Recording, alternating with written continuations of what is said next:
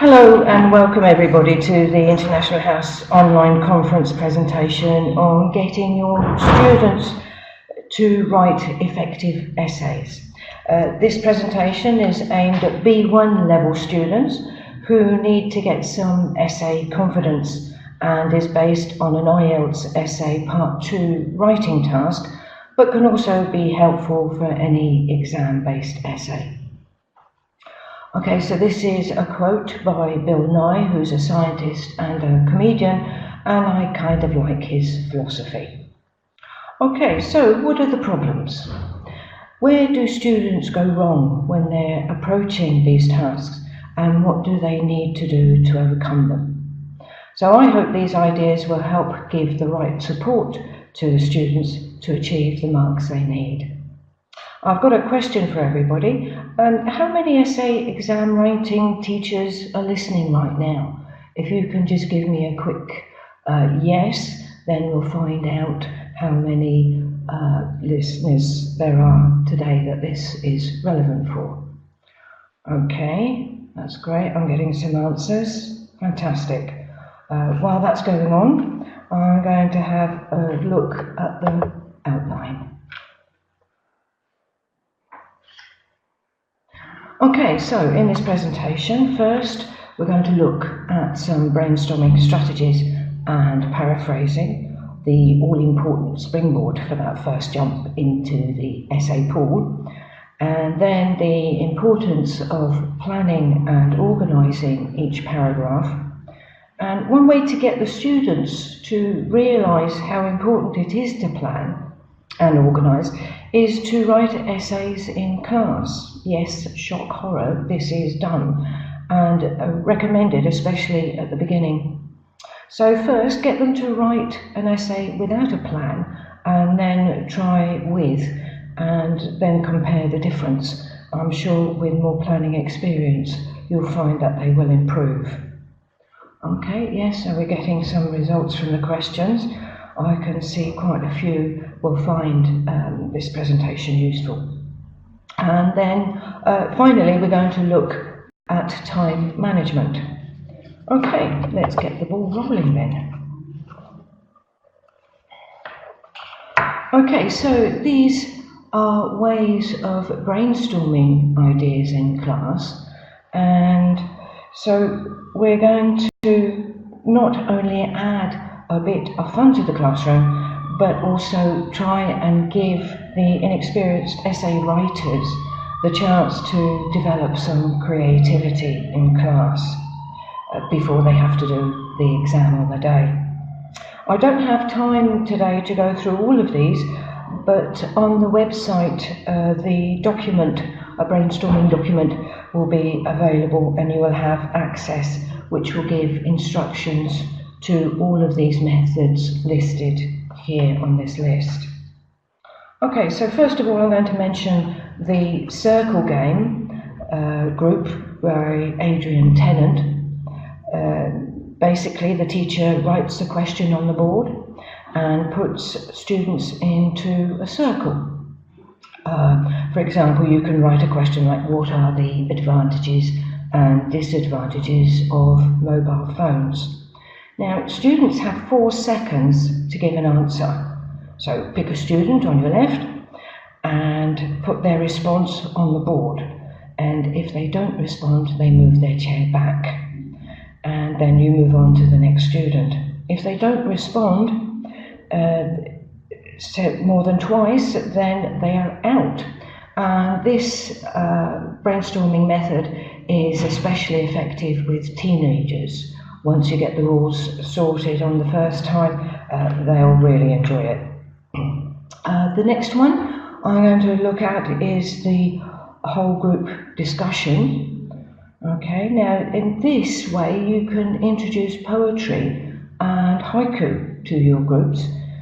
Get the students to suggest a theme they want to write about, for example, pollution in cities.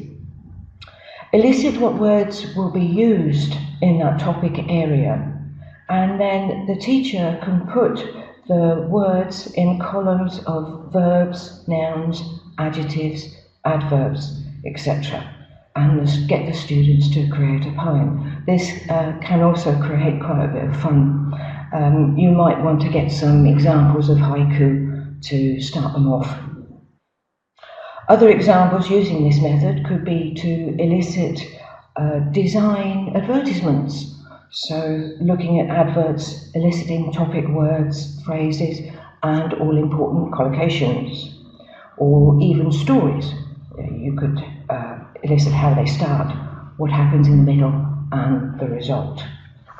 And then finally, I'm going to look at papers in a hat. This is also quite effective. Students can be given a topic or asked a question, and then individually they can think of one idea and write it on a piece of paper. Mix up all the papers into a hat, and then they are removed by the students, and they have to work out how or if the ideas are connected, and or if they go into agree-disagree columns. This creates a lot of discussion. And basically, by brainstorming, students benefit from thinking about how best to note down ideas. This can start off randomly by making connections. You can see patterns emerging. These can be organised into subtopics and categories. But just as each student has different preferences in visual stimuli, it's also important to get the students to encourage their own personal way of taking notes. I have a note-taking at the end of this list. And whether they produce spaghettis or spidergrams or mind maps or lists, whatever way they have, it's better to encourage the students to use their own personal method and extend their ideas in any direction. This encourages them to group themes together in any way they feel comfortable. And this works especially well when created in groups to stimulate creativity. Okay, so next up then, we're going to look at planning and organising an IELTS Part 2 writing task.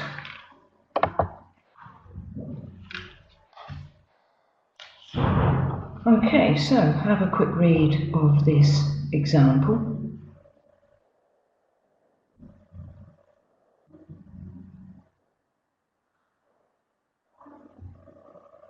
As you can see, they have to write 250 words in 40 minutes. As students have had practice of brainstorming in class, on the day the process should be easier. So, what do they have to do next? First, they need to underline the main points to focus on. Okay, so what words would you tell your students to underline? Maybe you can send me a quick list of the words that you can see that are most important to focus on.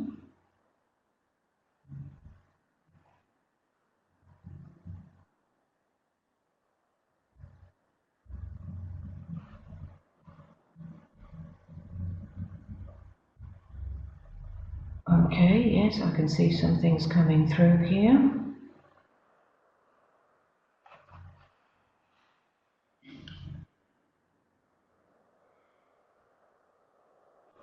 Okay, that's great. Let's take a look at what I've got here. Yes, all that compares very well with what everyone is sending in. That's great. Thank you very much. So next, the candidates have to think about paraphrasing. It's no good repeating the word people 5 times. Okay, they're not going to get any extra marks for that, and it creates quite a bad impression on the reader. So actually, students really need a bank of vocabulary for the most common words that come up in essay tasks. For example, people, as in this example, information, education, things like that. So getting them to have a bank will help them. Okay, so let's have a look at some of the paraphrase notes taken from this example. Okay, so for people, we've got the public, inhabitants, citizens, and those all-important pronouns. You could have folk, masses, rank and file, depending on the level of your students. And instead of better, we've got more diverse, healthier, using not as and has. And instead of city, we've got urban districts, countryside, rural areas, and with instead of, we can use prefer, choose, or opt for. Okay, so students are very often helped by being given formulas. So on the next slides, we're going to look at the different types of formulas that you can give to your students. So, writing the introduction. First of all, on the day, they'll be able to brainstorm and plan on the IELTS question paper. But very often, the most difficult part is starting the introduction. Many students will panic at this stage, but giving them this simple formula so they know how to begin and give a good impression will help them take that first jump. And on the next slide, I've got some examples of actual introduction paragraphs. I'm hoping that's going to come up. It doesn't look very promising.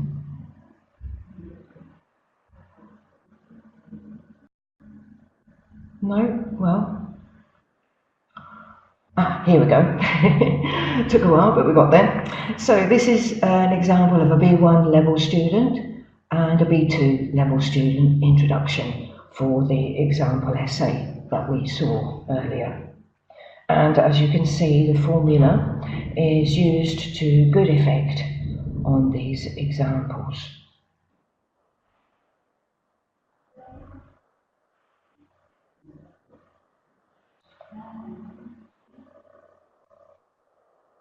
Okay, so next we're going to have a look at some formulas for paragraphing. So at this we are looking at the advantage and disadvantage essay. That's what we're focusing on today. And this can be adapted to the previous example of the pros and cons of city and countryside living. So here again, by giving formulas, their essays will be more effective. And here we have the introduction of the advantage and a topic centre. So what exactly is a topic sentence? Topic sentences help the students to write in a clear and logical way. It clearly defines or summarises the main point of the paragraph. And it's kind of like a signpost for a driver. Here, the first example clearly looks at the benefits of city life. As you can see, on the one hand, living in urban areas offers more job opportunities, especially for younger people who are looking for work. Then they write a supporting sentence which explains the advantage, and then they can give an example, either real or imaginary. So next we're going to look at the disadvantage paragraph. And as you can see, it's very similar. And this topic sentence clearly states what the cons are of living in a city. And I find having these formulas on the board after the brainstorming session, while they're planning their essays, will help them focus. And when they've written their first successful essay in English, it gives them a great sense of achievement and motivates them to write more essays. Okay, so next, I think we can have a look at writing writing the conclusion.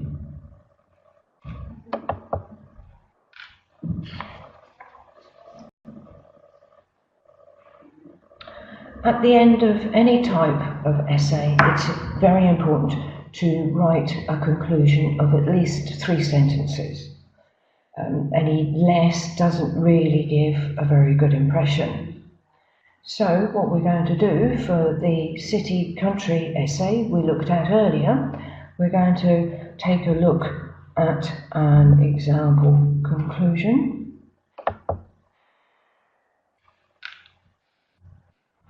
Okay, so I've marked the example from a student with each point of the formula.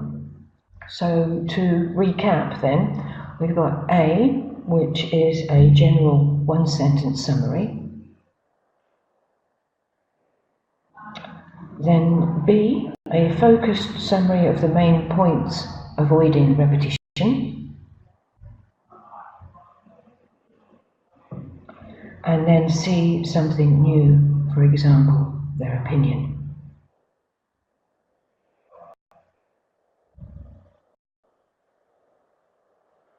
Okay, so what I'd recommend is to try these methods out in class, and this will teach your students the value of planning their essay.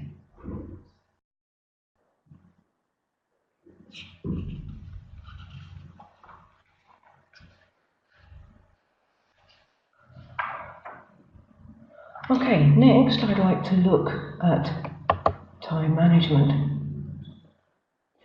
Time management is an issue, and it does relate directly to student marks. So I think, although it's not an exact science, these are my recommendations. They might go under and over in each section of planning, writing and checking, but it's important that they do have some kind of time management plan for their essay. They have to write 250 words in 40 minutes, so they should have this plan in their minds. And these give some kind of objectives. And tell them also, the more they plan and organise, the better the result. It will have been proved in class and is also recommended by exam markers. So next, what I'd like to do is have a look at some checking methods, things that they can do with the last 10 minutes of the checking. And I give my students an acronym. This kind of helps them to remember what to check for, and it's very useful, I think, for the students, and creates methods of correction, and tell them this will also gain them extra marks, because by editing their work they will get extra marks.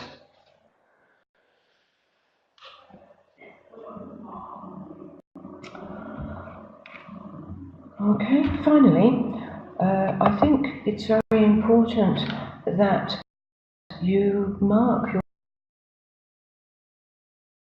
your students' work as the examiners do, according to the IELTS band descriptors. These are also very similar to the first certificate and the advanced CAE descriptors that you'll find. And also, I think it's very important that when you correct the essays in class, you give them back to the students using standardized error codes, and they actually correct them in class. So by giving them the codes, they know what to correct, and you are there to help them.